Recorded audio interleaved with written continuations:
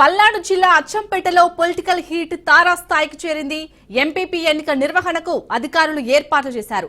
అందరు ఎంపీటీసీలను ఎన్నికకు ఆహ్వానించారు. దీంతో 7గురు అర్ధరాత్రి నుండి అదృశ్యమయ్యారు. అచ్చంపేట 1, 2, చెరుకుపాలెం, చింతపల్లి, కోనూరు, కస్తాల, కొండూరుకు చెందిన ఎంపీటీసీలు అర్ధరాత్రి నుంచి కనిపించడం లేదు.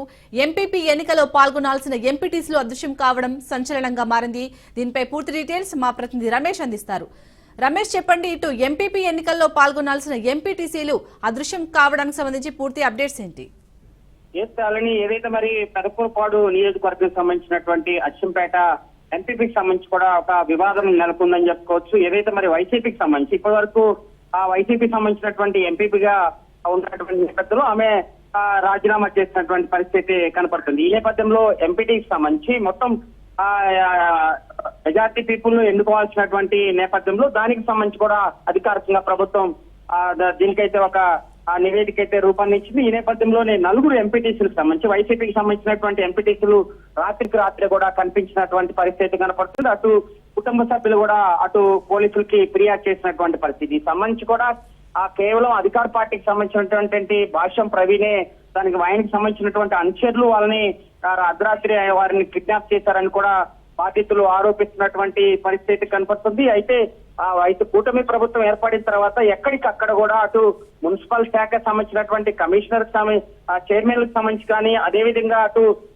పంచాయతీకి సంబంధించి ఎంపీటీసీలు కూడా వారి కైవసం చేసుకునే విధంగా కూడా అడుగులు వేస్తున్నటువంటి పరిస్థితి ఉంది.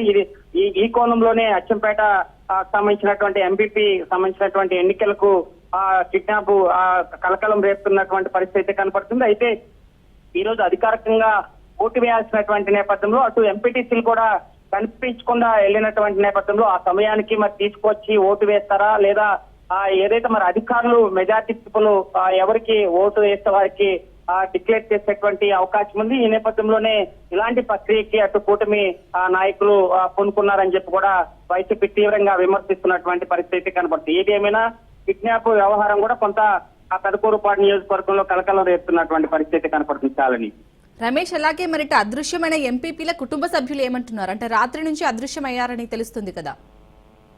ఖచ్చితంగా, ఎందుకంటే ఇది జనరల్ గా ఎంపీపీ ఎన్నికలకు సంబంధించి ఆ రోజు మాత్రమే వారిని కిడ్నాప్ చేసేటువంటి అవకాశం ఉంది. ఇలాంటి ప్రక్రియ గతంలో కూడా అటు వైసీపీ కూడా చేసినటువంటి సంఘటనలు మనం చాలా చూసినటువంటి పరిస్థితి. అయితే కుటుంబ సభ్యులకి చాలా పక్కా సమాచారం ఉంది. అధికార పార్టీకి సంబంధించినటువంటి నేతలే అరెస్ట్ చేశారనేది ఒక అంచనా ఉంది. ఈ నేపథ్యంలోనే పోలీసులకు ఫిర్యాదు చేసినప్పటికీ కూడా పోలీసులు కూడా ఎలాంటి చర్యలు తీసుకోలేదంటూ కూడా మరి